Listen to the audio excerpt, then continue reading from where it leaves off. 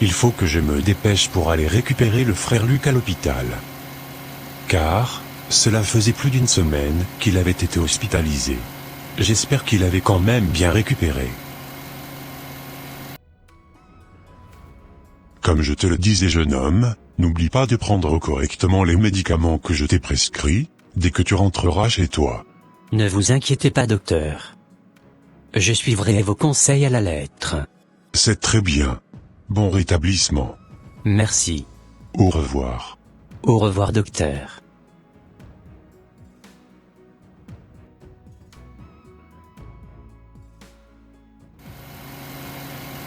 Alors frère Luc, ça va? Oui frère Jean. Ça va mieux. Je suis très content de ta sortir de l'hôpital. Tu sais, je tenais sincèrement à te remercier d'être venu me chercher. De rien. Nous sommes des frères, et nous devons nous soutenir dans le Seigneur. Tu sais, j'avais prévu t'amener manger une bonne nourriture. Vu que tu avais fait plusieurs jours à l'hôpital. D'accord. Merci beaucoup en tout cas pour cette initiative. Pas de quoi Luc.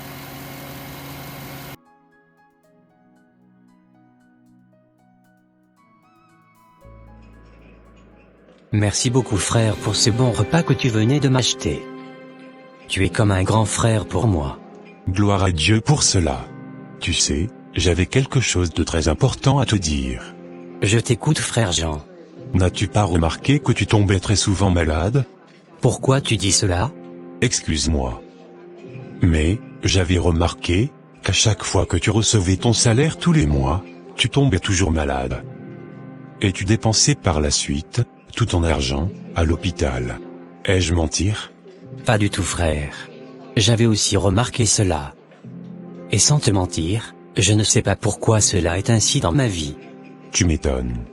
Tu sais, tu es un chrétien, et ce n'est pas normal qu'à chaque fois que tu gagnes de l'argent à la sueur de ton front, automatiquement tu tombes gravement malade, et tu dépenses tout ton salaire, avant même la fin du mois. Réfléchis bien pour voir si ta vie était en règle avec la parole de Dieu. Frère Jean, sans te mentir, j'essaie de respecter au maximum la parole de Dieu comme je le peux. Je ne mens pas. Je ne vole pas. Je n'ai pas de mauvaise fréquentation.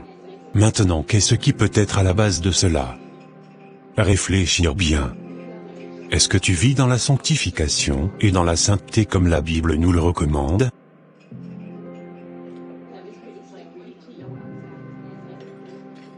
Oh, frère, si tu savais ce que je faisais en cachette dans le secret. Raconte-moi tout, comme ça, je pourrais te donner quelques conseils. Tu sais, je n'ai pas encore le contrôle de mon corps. J'ai une copine avec qui je passe du temps lorsque je brûle. Parfois à la maison, lorsque ma copine n'est pas disponible pour me satisfaire, je regarde un tout petit peu, les films, qui ne sont pas très catholiques, et par la suite je me soulage moi-même avec mes mains, dans la cuvette. Quoi? Laisse-moi te dire que c'est très grave ce que tu fais. Je comprends qu'à ton âge, le lion qui est en toi rugit. Cependant, tu dois apprendre à contrôler tes pulsions. Un vrai enfant de Dieu doit être capable de dominer les désirs de sa chair. Tu dois savoir que c'est un grand péché que tu commets avec ta copine. Car vous n'êtes pas encore mariés. Il est écrit dans le livre de 1 Corinthiens chapitre 7, versets 8 à 9 ceci. À ceux qui ne sont pas mariés aux veuves, je dis qu'il leur est bon de rester comme moi. Mais s'ils manquent de continence, qu'ils se marient, car il vaut mieux se marier que de brûler. Tu dois aussi savoir que si tu regardes des films impudiques, pour te soulager toi-même par la suite, tu pèches contre ton propre corps. Et en même temps, tu ouvres la porte à l'ennemi d'avoir accès à ta vie. Du coup, si je comprends bien, c'est à cause de ces péchés, qu'à chaque fois je tombe malade, et je me retrouve à l'hôpital, pour dépenser tout mon argent. C'est exactement ça. Et en commettant ces péchés, tu ne pourras pas bénéficier de la totalité de la grâce de Dieu dans ta vie. Tu tourneras énormément en rond. Tu auras aussi beaucoup de blocages dans ta vie. C'est toi-même qui es à la base de tout le mal qui t'arrive.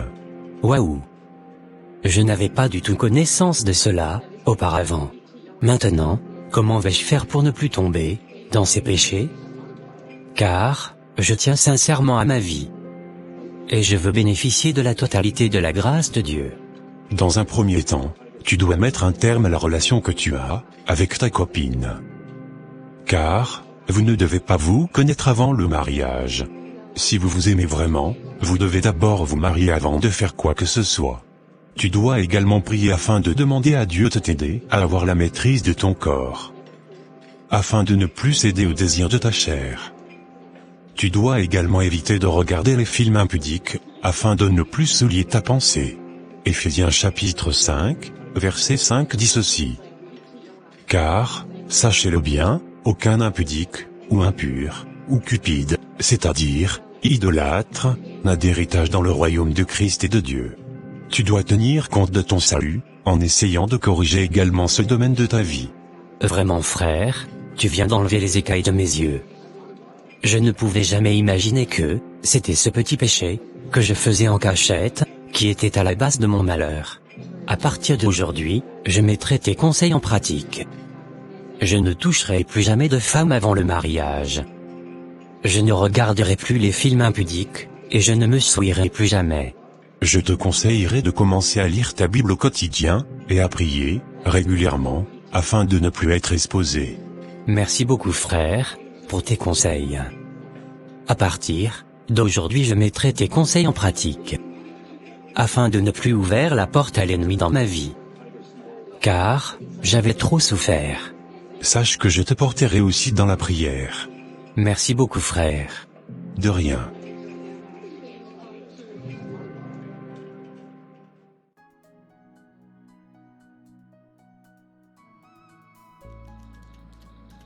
Alors collègue, qu'est-ce que tu avais à me dire?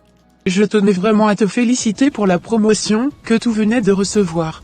Sans te mentir, tu m'épates énormément, car, depuis que je suis dans cette entreprise, je n'avais jamais vu un jeune aussi dévoué comme toi. Vraiment, tu es spécial. J'avais aussi remarqué que, tu ne tombais plus malade comme auparavant. Et oui collègue. Si je suis en bonne santé ici aujourd'hui, en ayant eu cette promotion, c'est vraiment par la grâce de Dieu. Depuis que, j'avais décidé de m'attacher beaucoup plus à mon Dieu, en respectant ses commandements, il a commencé à faire des grandes choses dans ma vie. En tout cas, depuis quelques mois, j'avais remarqué un changement positif dans ta vie. Je t'encourage vraiment de continuer à obéir à ton Dieu. Merci beaucoup. C'est très gentil de ta part. De rien. Maintenant, je m'en vais à mon poste de travail. Ok, ça marche. Vraiment, je n'ai jamais vu un jeune homme comme Luc. Il n'arrête pas de rendre grâce à Dieu, pour toutes les bonnes choses qui arrivent dans sa vie. J'avais remarqué que depuis qu'il avait repris le boulot après son hospitalisation, il s'était complètement rangé. Sa manière d'adorer Dieu, me donne vraiment envie de devenir chrétienne.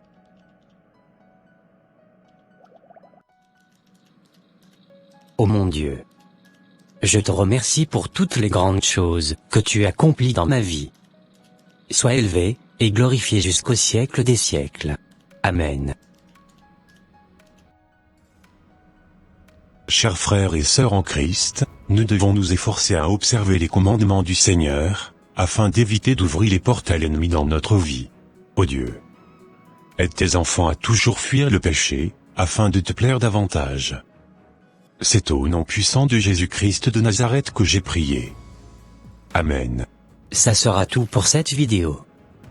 Si vous avez aimé la diffusion, n'hésitez pas de mettre un j'aime, de la commenter, et de la partager autour de vous, afin qu'une seule âme soit sauvée et restaurée.